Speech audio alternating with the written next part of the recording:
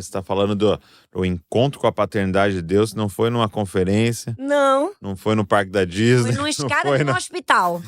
foi numa UTI, Foi numa UTI. foi numa escada de hospital. E às vezes a gente não consegue ligar esse tema sofrimento e pai, né? Só que eles estão completamente ligados, né? Relacionados. Porque isso que você está falando, né? Eu também vejo assim, ali no final de Marcos, né? Eu brinco assim, Jesus deu uma apelada, né? Porque você tá ali sofrendo, você tem um filho sofrendo, ele fala aba, então tipo assim, papai, Uau! tá doendo, É. né? Você não pode passar de mim esse cálice, É. né? Ele deu uma apelada ali, falar um aba naquela hora ali, né? Foi pra quebrar a gente. Só que o pai fala, não, Sim. você vai ter que passar. Vai ter que passar. E essa foi a minha resposta, Douglas, porque por diversas vezes eu pedi, eu clamei intensamente pela cura, eu confiei, eu acreditei. E Deus disse, não vou curar. Não vou curar. Não vou curar. E ela morreu. E aí? Sabe? E aí? Como você fica depois disso? E porque assim, ó, é muito doido como ali no relato da cruz tá essa mentalidade desse século o tempo inteiro, né? Porque as pessoas passavam e falavam essa frase. Não é possível que ele seja filho de Deus. Ele tá sofrendo. E isso tá em nós, né? Tá. E tipo assim, cara, Deus me abandonou. Por quê? Porque eu tô sofrendo. Não, será que não é bondade e amor de Deus? Isso. Será que não é o Pai? Porque o pai, e até o pai aqui, é o que deixa sofrer, né? Direto a Val vem, fala, não, deixa o Davi, não vai mexer, deixa ele sofrer aí esse negócio agora, porque é papel do pai, né? E é papel da mãe mesmo, proteger e cuidar e dar peito e tal. E é papel do pai falar, não, nós vamos deixar sofrer agora essa consequência, porque ele precisa aprender, ele precisa desenvolver, ele precisa amadurecer, né? Então, esse encontro com o pai tá muito ligado a esses ambientes de sofrimento, né? Eu acho que o sofrimento, ele conecta a gente com Deus de uma maneira que a alegria não conecta. Não tô dizendo que uma coisa não esteja ligada à outra. A vida tem alegrias e tem sofrimentos. É ambidestro, né? É ambidestro. A gente gosta dos capítulos de alegria, mas são os capítulos de sofrimento que nos trazem crescimento. E conexão um com o outro também, né? Porque uma coisa, já puxando até um outro assunto que eu queria conversar com você, eu acho que a gente precisa tomar um cuidado. Uma bênção que a gente tem agora é a rede social. É uma bênção, porque nós estamos aqui hoje com pessoas nos ouvindo do mundo inteiro, do Brasil inteiro, por causa da rede social. Isso é maravilhoso, você está podendo ser abençoado e a gente sendo abençoado. Mas, de fato, tem uma questão. Natural, a gente posta mais alegria na rede social do que... Porque eu nem acho legal ficar postando todos os sofrimentos na rede social também, né? Tipo assim, gente, tô aqui chorando, filmar chorando. Às vezes acontece, é legal, mas a gente vai postar mais alegrias, né? Vai postar mais bem arrumado e tal, né? E aí a gente tem uma parte da vida da pessoa, né? Que é essa parte de alegrias. E a gente pode se enganar dizendo, não, tá vendo? É abençoado, só tem alegrias. E não, tem sofrimentos também, mas eu não fico postando todos os sofrimentos. Então, dizendo isso, como é importante a gente ter relações fora da rede social profundas. Porque na relação da vida, que eu vou ver suas alegrias, vou ver suas tristezas também. E ter mais acesso. Porque o sofrimento conecta mais, né? Sim. Eu acho que o sofrimento, ele traz compaixão, ele traz empatia, né? A partir daquele momento que você passou aquele sofrimento, você vê o outro de uma maneira diferente. A Bíblia fala, na angústia nasce o irmão, Nasce né? o irmão. Nasce o irmão. E o sofrimento, ele te dá essa dependência maior de Deus.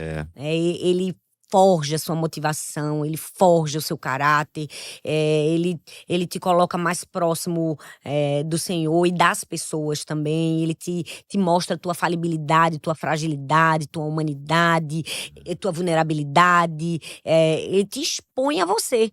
A você, né? Ele te expõe a prova. você. A Bíblia usa esse termo, né? A prova, né? Tô passando uma prova.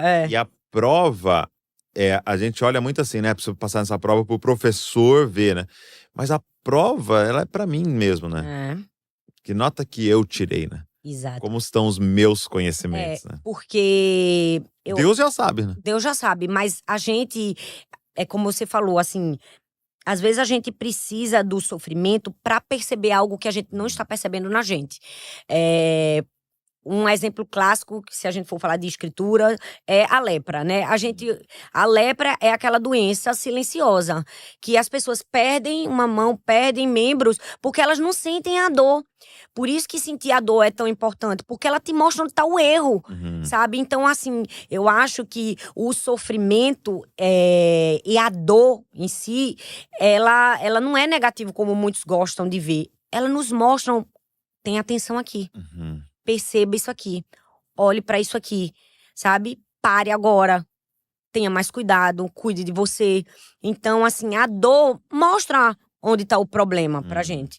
E, de alguma maneira, é ela que nos faz crescer. Não tem nada que não cresça, que não exige, não tem a exigência de uma dor. Esses dias eu passei, na verdade, no ano passado, uma situação muito difícil com a minha filha do meio, Laura. Por causa disso, eu aprendi tanto, porque ela sentiu uma dor no pé e uma dor no joelho muito forte. Ela ficou sentindo isso por um tempo e eu levei ela em vários médicos, e ortopedista, e reumatologista. Então, no ano passado, eu estava aqui, mas eu ia muito ao Brasil por causa disso. E eu fiquei muito preocupada, porque os médicos suspeitavam de febre reumática, que é uma doença, assim, de idoso, é uma doença grave. Ela só tinha 10 anos. E, assim, foi difícil pra mim, é angustiante, né, pra mãe ver o filho sofrer. E eu ficava, meu Deus, como pode isso? E eu cheguei a perguntar ao médico, eu disse, isso não é dor do crescimento não? Porque criança quando tá crescendo, né, sente dor. E aí, eu não sei por que os médicos não conseguiam ver o óbvio, sabe? Eles sempre viam o pior. Então, depois de muito tempo, assim, de muitos médicos e de muito acontecer, se percebeu que toda aquela dor não era febre reumática, não era nada que os médicos estavam suspeitando. Ela estava tendo um estirão do crescimento antes do tempo, né? E aí era a dor do crescimento ali. Uau. Então, assim, foi um alívio pra mim quando eu soube disso. Mas assim, a gente tem que encarar a vida. Sim. Pra crescer, dói. Dói. Dói. Eu li um livro chamado, eu falo várias vezes dele no podcast, que é O Caminho Menos Percorrido. Até eu falo pra galera que é um livro de psicologia, não é um livro cristão. Apesar do autor, eu tenho muita impressão que ele é cristão por todas as definições que ele dá, mas é um livro de psicologia. Então tem que ler nessa ótica. Mas ele fala um negócio que, assim, explodiu minha mente, porque ele fala o seguinte: depressão, ansiedade, síndrome do pânico não é a doença, é a cura. Aí você fala, peraí. Não. Como assim, né?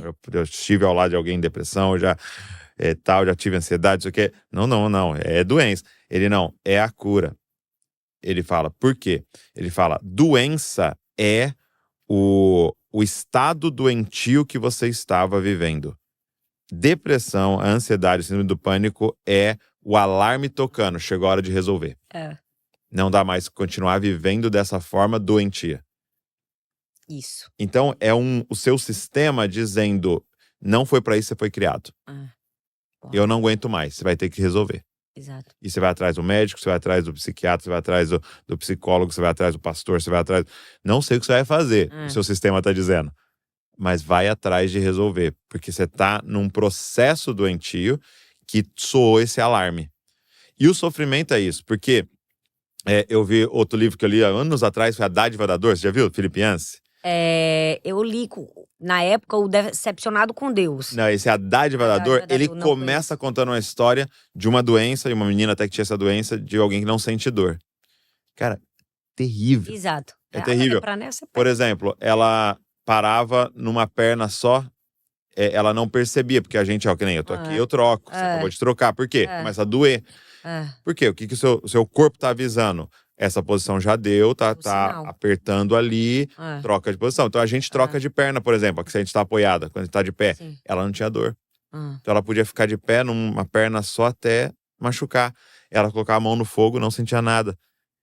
E aí ele dizendo a desgraça que é não sentir dor. No teu alarme, Então a dor não é o problema, a dor é a solução. É o que indica, né? Olha pra isso. Olha pra isso, cuida Então disso. quando a gente olha dessa forma, a gente fala, que bênção.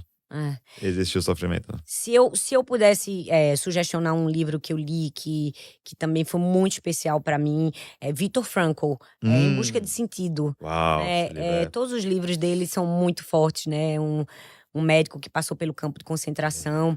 E ele fala do sofrimento de uma ótica, assim, que eu acho que todo mundo deveria parar um tempo e ler, sabe?